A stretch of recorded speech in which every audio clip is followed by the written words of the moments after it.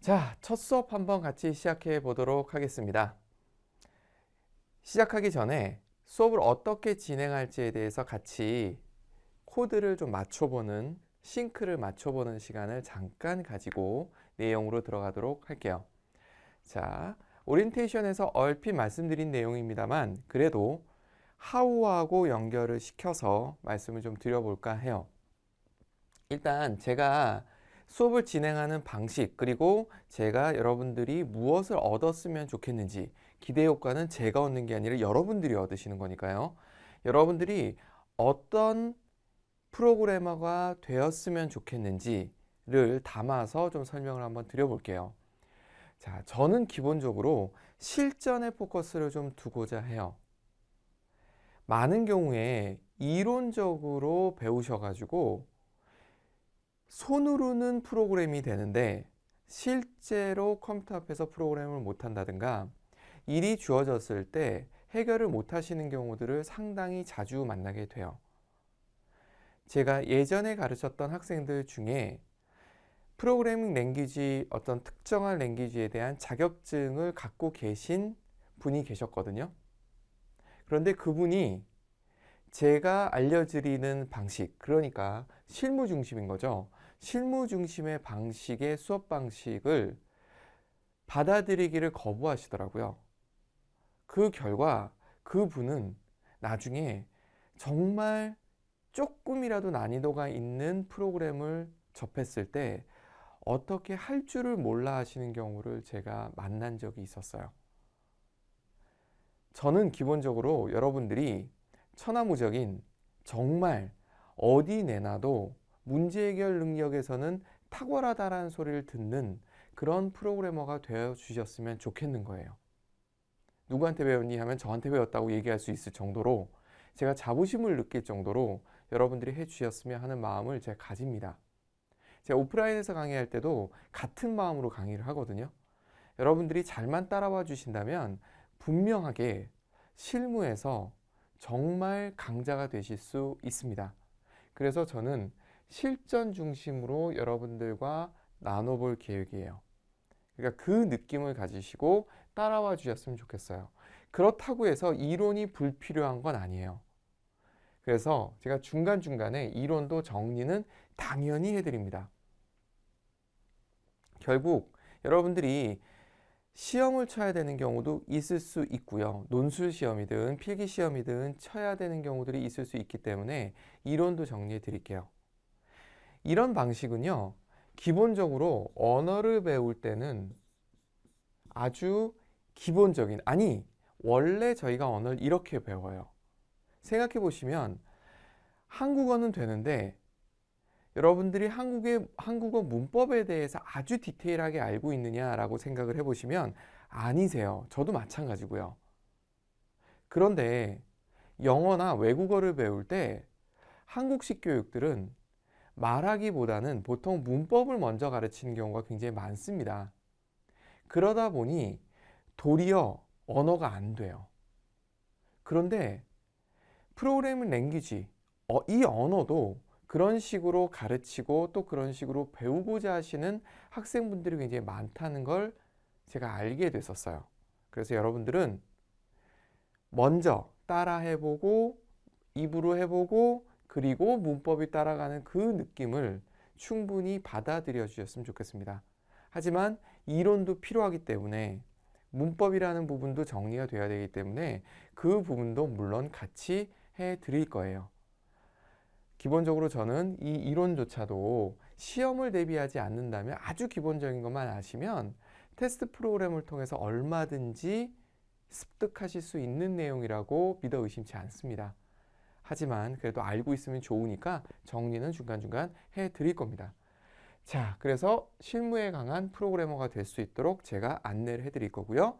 또 하나는 필수 이론은 제가 하나씩 짚어는 드릴 거예요. 그리고 이렇게 하기 위해서 저는 어떻게 수업을 진행할 거냐면 예제를 가지고 진행할 거예요. 이론을 얘기 드리고 예제를 풀고가 아니고 실제로 이런 상황들이 많을 거니까 이런 상황들, 그런 상황들을 제가 제시를 드리고 그 상황을 해결하는 방법을 같이 고민해 보면서 그 안에 필요한 문법들을 간단하게 코딩 중에 설명을 드린 이후에 전체적으로 정리해 드리는 그런 방식을 택할 겁니다. 그렇게 따라와 주시면 돼요. 그리고 결국은 이게 프로젝트 맞춤형이 되는 거예요. 그리고 또 무엇을 할 거냐면요. 프로그래밍 랭귀지를 배우면서 꼭 아셔야 될 두 가지 영역이 자료구조론과 알고리즘이에요. 이 두 영역은 대학에서 반드시 가르치는 영역입니다. 만약 가르치지 않는 과에 계시면 그 과는 아마도 컴퓨터 사이언스에 특화되지 않은 과일 겁니다. 그런 과를 다니고 계시다면 과를 저주하실 필요는 전혀 없으세요.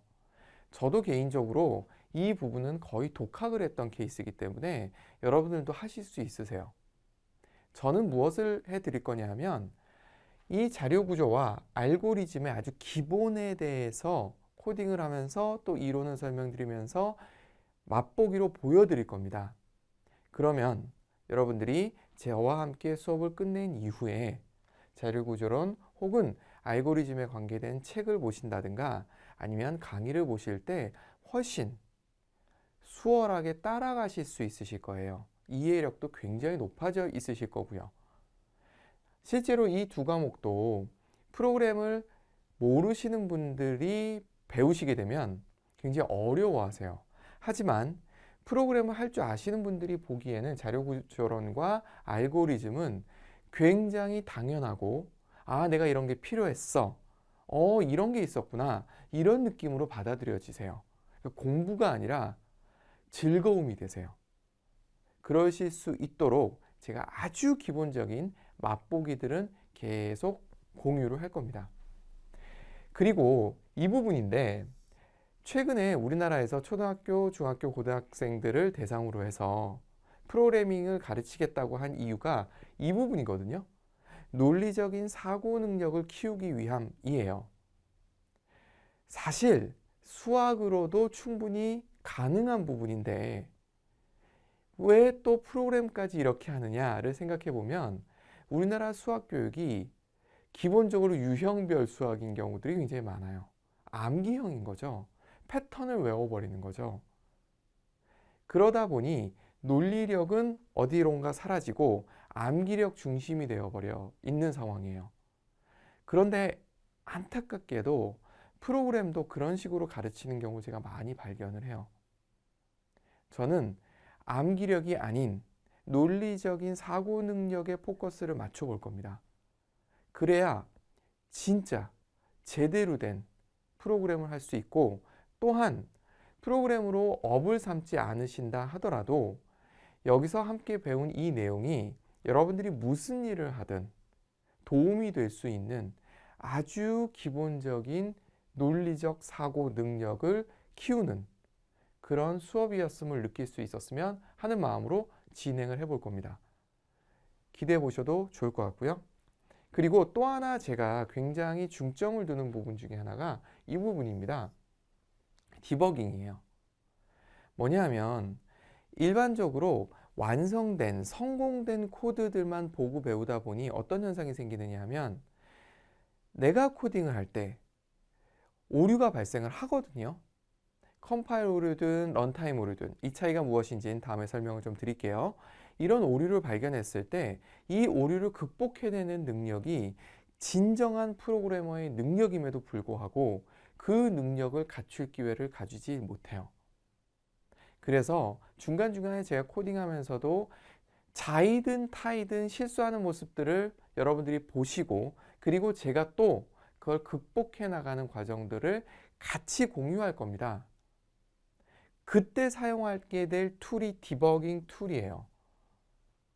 버그가 벌레죠. 벌레를 잡는 프로그램 내에 있는 문제를 해결해내는 과정을 여러분들과 함께 할 거예요. 이걸 할 수 있는 아주 좋은 툴이 우리가 다룰 툴 안에 있어요. 기능이 다 들어가 있어요. 대부분의 프로그램 개발 툴들은 이 디버깅 기능들을 갖고 있습니다. 물론 이후에 여러분들이 멀티스레딩이라든가 이런 걸 다루실 때는 좀 다른 방식의 디버깅이 필요합니다만 그거는 나중의 문제이고, 일단은 여러분들은 이 저희가 사용할 개발 툴에서 제공하는 디버깅 툴만 제대로 사용해도 굉장한 실력을 갖추실 수 있어요. 기대해 보셔도 좋아요. 이 또한 저 또한 이 디버깅 툴을 활용을 함으로써 컴퓨터의 구조라든가 컴퓨터의 동작 원리를 이해하는 데 굉장히 도움이 됐어요. 나중에 여러분들이 컴퓨터 아키텍처라는 부분도 아주 기본적인 과목이거든요. 이걸 배우실 때 이 디버깅을 해본 경험이 굉장히 크게 도움이 되실 겁니다.